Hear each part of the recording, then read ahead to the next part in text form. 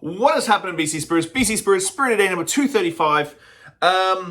There's a lot of stuff coming at you in the next like half an hour. I'm sorry that if you see your Instagram blow up, it's completely my fault, actually. I had to work today. Been stuck at the office. Well, Clive's all day working on the brand new cooler. And so I've got to do the blog post and then this and then a video for the cocktail of the week. So what am I doing today? I'm surprised I haven't done this one. I always like search through YouTube going, fuck, what have I tasted? What have I tasted? And this is what I haven't. The Cranberry Liqueur from Okanagan Spirits.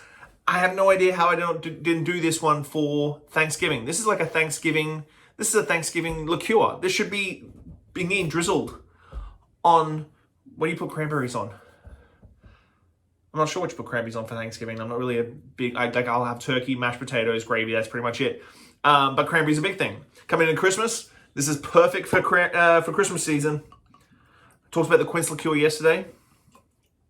This is one that's definitely going to be perfect for Christmas as well.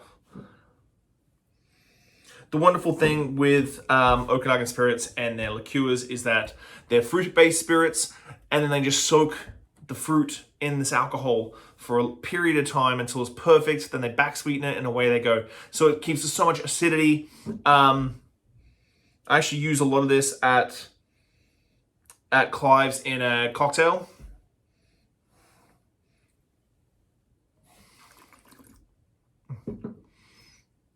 It's just cranberry. It doesn't taste like alcohol. It just tastes like really nice cranberry juice. Oh, you get a little alcohol in the back there where you get in the stomach.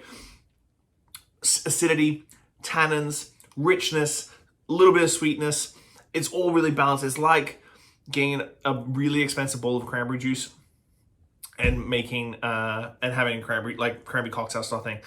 Fantastic product.